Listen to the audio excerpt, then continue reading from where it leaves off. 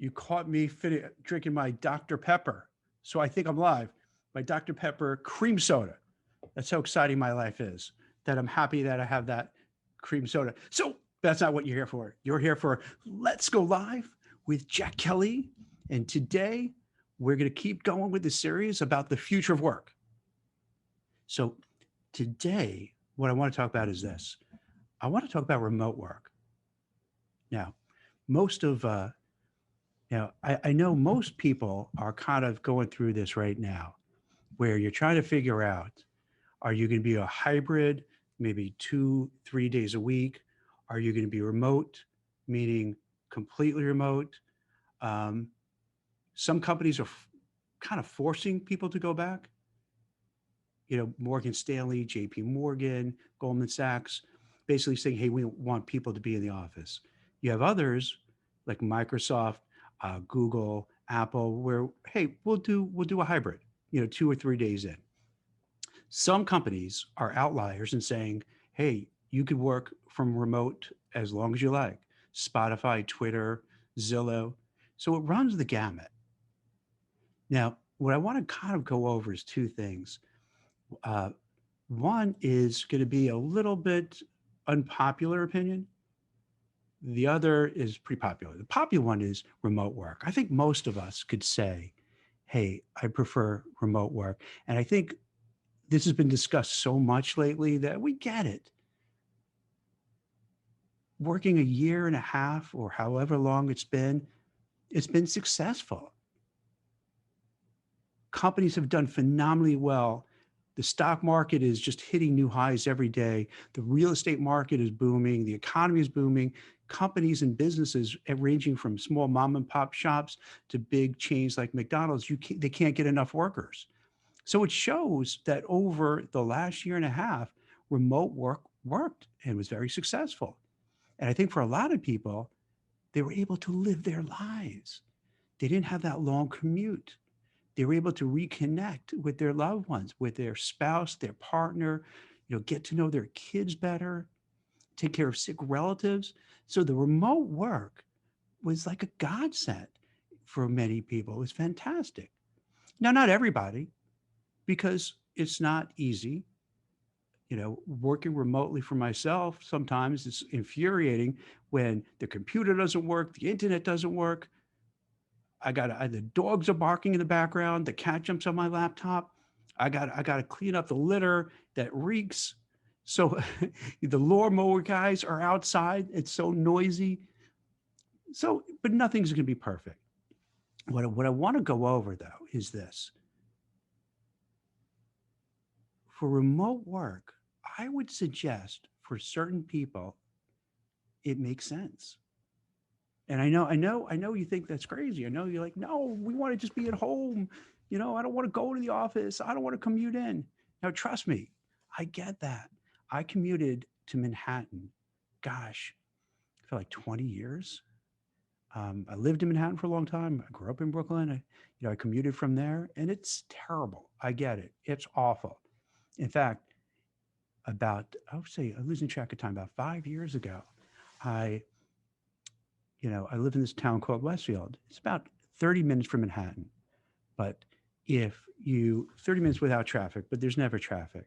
So with traffic, it could take an hour and a half each way. So like a 3-hour commute. And I'm driving around with my kids and I saw like the only office building in my town. And I literally not figuratively, but literally saw our sign like, they said it was like an office for rent in this nice, cool building. And I started thinking, now this wasn't remote. This is an office in town. I could walk to it basically, but I'm lazy. I drive my car there. And I was saying, hey, this is perfect. I don't have to do the commute. I don't have to schlep back and forth. I could take my kids to school, pick them up from school, see their games, see their ballet, see their whatever goes on. And it was probably one of the best decisions I made. Now, to be fair, I think my business definitely suffered from it because not being in the city, and we're talking about pre-COVID, not interacting with people, not having people constantly coming up, to the office to meet with them and get to know them, not going out for drinks, for dinner, all that schmoozing kind of stuff. But it's worth the trade-off, because if I didn't do that, my kids would always think of me as that guy who comes home cranky and tired, eats dinner, plops on the couch, watches some, football, baseball, basketball, and that's it. But instead, we really fostered such a better relationship. Now, this is going, like I said, I could walk to work. So it's kind of quasi, not remote, but as close to as you can get. So I would suggest this. I get where you want to, you want to have that. You want to have that life work balance. But here's what you have to keep in mind.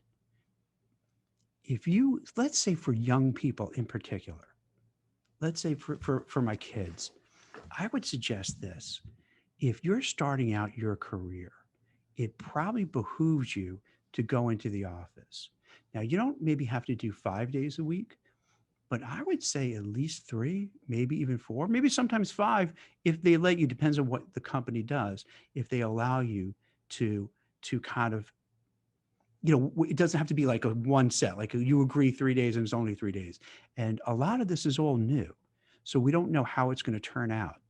But let's say for the sake of this conversation that you have the ability to start out maybe 3 days, but then if you want to do four, you could do four. If you want to scale back to two, you could do that. So let's say that's an option. I would suggest for a lot of people, it makes sense to be in the office as much as possible. Now, you might say, hey, I don't want to do the commute. Jack, you hypocrite. You just said how great it was for not doing that commute. And now you're saying to commute? Well, yeah, I guess I'm a little bit hypocritical, a little bit. But this is what I'm saying. It's not for everybody. I'm not making a blanket statement. This is, everybody has to choose their own course and what's best for them. And you got to excuse 1 second. I don't know. I don't know if I have the summer cold or it's because I don't know if you guys go through this. You have the air conditioner on blazing because it's so hot and humid out, and then you go outside, it's really hot, and then you come back in, it's freezing. So I'm not sure if I have a cold or I certainly hope it's not COVID again, because that would be horrible. But don't worry, you're not going to catch it through the computer. I don't think you can catch it through this. And if it can, that's really weird and spooky and Black Mirror like. But anyway, so what I would suggest, let's say you're young, you're a year into your career, 2 years, 3 years, 4 years, 5 years, you want to go in because if you're a young person, if you've been home for a year and a half, you've probably lost a lot of your social connections. Even for like, middle-aged people like Gen X's like myself or baby boomers, if you've been home all the time and you haven't been going out there and doing stuff, you've kind of lost a little bit of that social network. And sometimes when you lose it, it's hard to get it back. It's awkward. You haven't spoken to someone in a long time, you haven't gone out with them for a long time, to text them and say, hey, let's go out for dinner, let's do this. So particularly for young people, this is a time now where you want to build up your network. You want to grow your network. You want to have these people who maybe could last you your whole career. And if you're at home, could you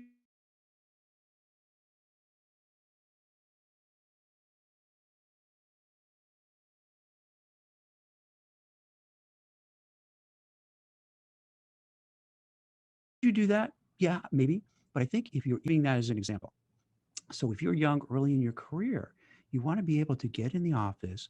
You want to kind of start meeting people, because the workplace is not just for work. It's you want to make new friends, you want to form alliances, you want to network, maybe meet somebody, you could date, and maybe that leads to something else. After work, you go out with your group of work friends and another group of work friends, you meet other people.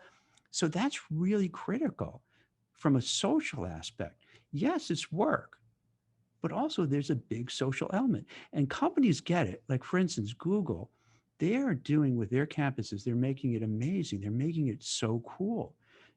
Out in Silicon Valley, they have these big teepees with big screen TVs. They have rock climbing walls, because they realize if they want to get the best and brightest talent, they have to make it really fun and interesting to come into the office. because they know it's not just about the work. The work is important, the pay obviously is important, but it's that community that binds people. I find out through recruiting over the years, if I try to recruit somebody and they have this core group of friends who they work with, it's very hard to pull them out because they'll feel disloyal. Not interesting, not disloyal to the company. They feel disloyal to their friend group. So they feel, I don't want to leave them. They're depending on me. Or I feel comfortable coming into work because when I see them, it's like, I don't want to say a hangout, but it's with people I know, I like, I trust, I feel comfortable with. So you want to develop that. And by doing it home, can you do that through videos? Yeah. I think we all have over the last year doing Zoom calls. We've made acquaintances and made connections, and you could say made virtual friends online, and that's fine. But I think having that interpersonal reactions is really super key. Now, there's another aspect of it. There's another aspect of it. You it's a strategic thing. If you The way I view it is this: the vast majority of people are going to be wanting to work remotely. So you're going to get a certain percentage that's solely going to be remote. Then when you have 2 to 3 days a week, at any one given day, you're probably not going to have a whole lot of people in the office. Then if for your specific group and division, I don't know, maybe you might have 10 people, maybe let's say 20. So if you're 20 people, think about that. After a year and a half or whatever it is of being alone, being at home, being isolated, and you have 20 people or 10 people together, you're going to have this really cool esprit de corps. You're going to have this camaraderie. You're going to have this, wow, this is a once in a generational thing we're going through. This is amazing. We've all been home. Now we're in, and hey, Mark, how are you doing? What have you been up to? Hey, Ken, what have you been doing? Hey, Susan, hey, it's going to be this really awesome feel of what is everyone up to? What are they doing? What's happening? And kind of this bonding, like we're here together. This is great. We made it through. We made it through the pandemic. And we're here, and this is cool, and this is interesting. So I could see you would have this kind of thing, this bond that you could probably remember for the rest of your life. I remember getting in, and it was me, and you can remember the people you were with. You would have breakfast together or lunch together, because now it's a small group. It's a tight knit group. Go out for dinner together, see each other on weekends. So I could see formulating this kind of, under these unique, weird, crazy circumstances, you come together. And that can be amazing. And that could be amazing from a social aspect, but from a work networking, building out, because for a career, you want to have a network. You want to have a group of people you can go to when you're looking for a job. They could help you out. They could point you in the right direction, because eventually people move on, and that's great. So now you know people at your office, people at this company, at that company, another company, so that if you ever want to move, you can do it. If you ever just need to kind of get ideas from someone else, what they do at a competitor. So that's really important. I would imagine too, is that you're going to have a better chance. Think about that. Think about this. If you're at home on a Zoom call, how much connection are you going to have to senior level management? How many mentors can you have? Whereas if you're in the office, there's a better likelihood, let's say in whatever group you're in, whatever division you're in, maybe there's only 6 people in the office. Plus, let's say the baby boomer managers are so used to being in the office, they're coming back. So you're going to have those managers there, those executives there. So you have that rare opportunity to get in front of them on a regular basis. Now, don't think I'm saying this so you want to, kiss, kiss butt and do that. No, you want to get in front of them so they can mentor you, so you can learn, so you can develop faster than you would ordinarily. Because if you're there, proximity is key. You know, they'll see you every day. They'll see your work, see what you're doing. They get to know you. You talk, maybe you have in common basketball. You talk about basketball. Maybe you have whatever else in common, and you develop a real rapport because these senior people are human too. You know, they don't want to come in and just sit by themselves. So I'm sure they're happy that they have people to talk to. They would like to have a protege. So it's kind of, you're going to have this rare, probably once in a lifetime thing where you can get in front of these senior people and get known. And then if they know you, when it comes time to for promotions, for raises, for bonuses, for key assignments, handing out new clients, where are they going to go? Are they going to go to the person who they see quite regularly and who they got to know and feel comfortable with? Or are they going to go to someone who's kind of a stranger on a Zoom call? And when I say this, please understand, I'm not denigrating the people on the Zoom calls at all. My thing is, I just want to point out alternatives to people because I think the case has been made for remote work and why it's so awesome and why it's so great. So we get that. It's the other aspect that you don't hear too much because it's not as politically popular, you know, because it feels uncomfortable. It feels like you're being forced to go in. It feels that you have to do that. It feels uncomfortable. And that's what I want to kind of bring out. And I agree with all that, but at the same time, I could see the benefits for certain people to do it. Not everyone, but certain people. So if you get in front of these managers and they get to know you and they give you really cool assignments, your career is going to go really hard. Your trajectory is going to shoot up because you have the insight from senior level people. You have your mentor. They're going to you because the people who are not in the office, it's much easier to say to somebody you see in the hall, you know, hey, Jane, come here. Can we talk about this matter? As opposed to saying, okay, I got to go back to my office, get on my computer. I gotta, you know, do a Zoom call with whomever. And I got to make, maybe that person's there. Maybe they're not there. Maybe they're busy. It's so much more cumbersome, but it flows much easier when you're in the hallway and you had these serendipitous meetings with people. You bump into people. You kind of meet people from other departments. You may find out, you know, you strike up relationships with people in other units, and then you realize, I want to work in that place.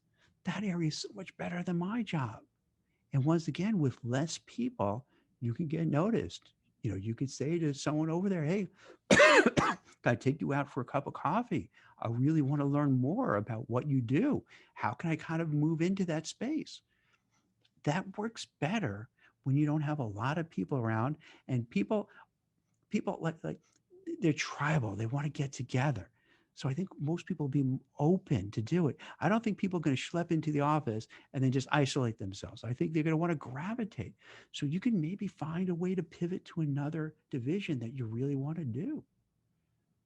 So number one, you know, you build up a social network. Number two, you build up just a network for work in your future and getting jobs and having people to turn to. Number three, you get in front of management who could be a mentor and who could help the progression of your career. So all of a sudden you're seeing all these good things that you wouldn't have if you just, you know, if you just stayed home. See, another thing you got to worry about if you stay home, it could be kind of like a two-class system. And what I mean by this is it's very easy to have out of sight, out of mind. You know, if you're only on these remote calls, maybe you have remote calls a couple days a week, it's easy to kind of get forgotten about. And I'm not saying that's fair. I'm not saying it's right. I'm just as I like to think of things. What usually happens? What are people like? How do people act? And people like to act and do things that are easy. If there's someone in front of you and someone you know, it's easier to collaborate with them. If somebody is remote and you don't see them and you're not really sure who they are and you're not sure exactly what they do and you're not sure if you're compatible with them, that's probably not going to be the first person you're going to go to work on a really important project. You're going to work, you know, you go to the person who you've seen 2, 3, 4, 5 days a week.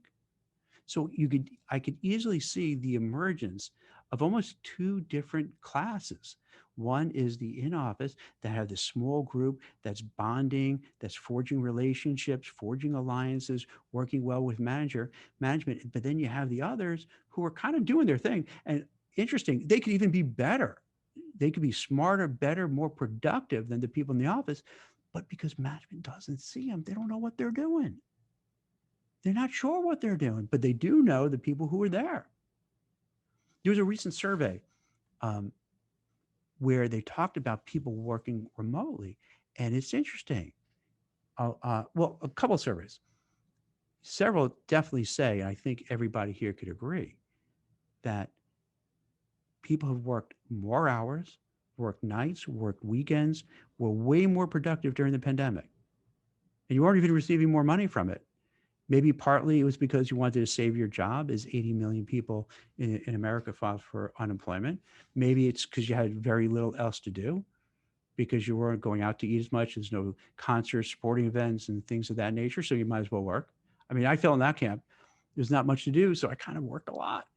Not because I'm a workaholic. I kind of am, but there's not many other opportunities. So people worked harder at home. There's no doubt about it. The productivity level was great. No doubt about that. Just look at the share prices of Amazon, of Apple, Microsoft, Facebook, all these companies. They did phenomenally well. So it works. But what the study was showing is that people who were remote didn't get as many promotions, didn't get as many raises, didn't get as much bonuses, didn't get as much salary increases. So it's kind of telling. And I put it to your submission to think about, is that a lot of it is because, as much as we like to think this doesn't happen, proximity, closeness really matters. If you're close, working with other people, working with managers, they're going to, assuming you're a nice, normal person, not a jerk, assuming you're a nice, normal person, not a jerk, they're going to get to know you. You're going to get to know them. And when that happens, it opens up so many other doors. So I don't mean to be the pitch person for going back to work. Trust me, not at all. Because if you ask me, I can't even fathom to go back and commute 5 days of work to Manhattan after being home for so long. I can't see getting on a train in the cold, in the snow, in the ice, in the rain. The train breaks down, getting off. If you do these kind of commutes, you know what I'm talking about. Invariably it happens. Breaks down. You got to go another train, wait for that train. It's terrible. But then again, I'm an old guy. It's a little different. I'm a little set up. I'm in a different part of my life. I'm in the part of my life where, thank God, very successful, did very well. I enjoy what I do. So it's a little different. And this is what I meant by the beginning of the conversation. Everyone is different. I'm not going to cast a wide net and say everybody has to be, this applies to everybody. Each one has to think for themselves.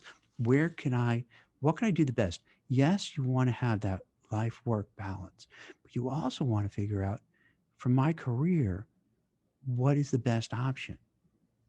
Even if it's uncomfortable, even if you do have to do that extra commute, even if that commute sucks, you may want to weigh it and say, is it worth it? And here's the thing too. I don't know how long this is going to last. I'm a little sus. I have a feeling that a lot of these companies that say, hey, 3 days in the office, 2 days home, 2 days in the office, 3 days home, I got a sneaky feeling a lot of companies after a while are going to say, hey, this is too much work to figure out who is where, who's in the office, what days, who's working remotely. People are going to complain when they come in 2 or 3 days a week and the folks they're supposed to collaborate with aren't there. And they're like, why did you make me come in? And I'm going to do a Zoom call with someone who's at home because they're not here. I could have stayed at home. So I could see it being problematic and companies saying, you know what? This is ridiculous. Let's just get everybody back. Or there could be an off chance. They say everybody just work remote, like one way or the other. This tech company called GitHub, the CEO basically was saying, that the hybrid is the worst of both worlds because of this, meaning that it gets clunky, it's hard to manage, and it's almost like you have to choose one. Which one are you going to do? And the reason I bring that up is this: it could end up being that if they pull the rug out from under you, and after a while they're going to say, sorry, it's not 2, 3 days in the office. I want everybody back. Well, you had, and that won't happen right away. That's going to take a while because it's going to take a while to get the whole hybrid set up. That's going to, a lot of people coming back, it seems like September, which makes sense, that back to school mentality. So a lot of people are going to come back September, try it out. By the holidays, we'll have an idea how it works. And no company's going to do anything in the holidays because that's just cruel, to make major changes. So then you're talking about February, March. So by then it might change. But if you're the one who's in the office for those months, that's all you need. That's the advantage you need to get noticed, to build your network, to meet all these new people, to form alliances, to get mentored, to kind of see maybe there are other places within the company I can kind of move into to enhance my career. So you have that luxury of being that insider for about 6 months or so. And then if it turns out everyone goes back, you're going to be in a way better space than everyone else. Now, could this happen? I don't know. No one knows. Right now, the only thing we can do is kind of figure out how this is playing out and then decide what's best for us. And what I mean is best, not so much what's the easiest thing to do and the most funnest thing to do. Is funnest a word? So yeah, the most fun, whatever, we want to find out what's the way that works best for your career, for your future, for your life, and weigh it. Now, I get not everyone has the privilege that they could do this. If you have young kids, it's going to be hard. If you have kids who are going to school, it's going to be hard. If you have a sick relative, it's going to be hard. If if you have, dual working, parents and they're trying to juggle everything, that might be hard. It's easy to do. So I get it. That's why I'm saying this is not for everyone. This is just for people who might, and that's why I think a lot of it was for young people starting out their career who don't, have kids, who don't have childcare issues, who have more freedom, and they're starting out their career and they need to make a name for themselves. They need to build, which makes sense. But for others too, to figure out, hey, is it worth doing the commute, schlepping in, being in office? But the upside could be that much greater because of the contacts you make, the impressions you make, the way you can kind of really get attention. And it might be worth it to do it, even if not 5 days a week, to do it 3, 4 days a week. So give it some thought. Again, I'm not, I'm not, uh, I'm not an advocate for this. If you read my work before, you see I've been champion for a 4-day work week, champion for flexible work schedules where companies could work around a person's needs and help design it. I'm an advocate for maybe a 5-hour workday. There's no reason to do it 8 hours. We all know, come on, just between us, we all know. A little after lunch, we're kind of going downhill. It's not really, we're not being that productive. When you hit 4 o'clock, most people, we're already burnt out already. So to have maybe a 5-hour work week, I think, that there's a lot of ways companies can make it better for people. Not just a hybrid, but other ways too. And hopefully we see those.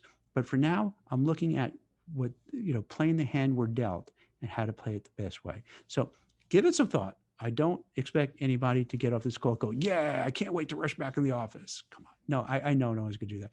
But what I'm trying to do with these LinkedIn Lives is to bring you ideas, to kind of try to look ahead about how the future of work is going and what are some of the things that you can do to enhance your career, to enhance your job, to enhance your life, and to make it better.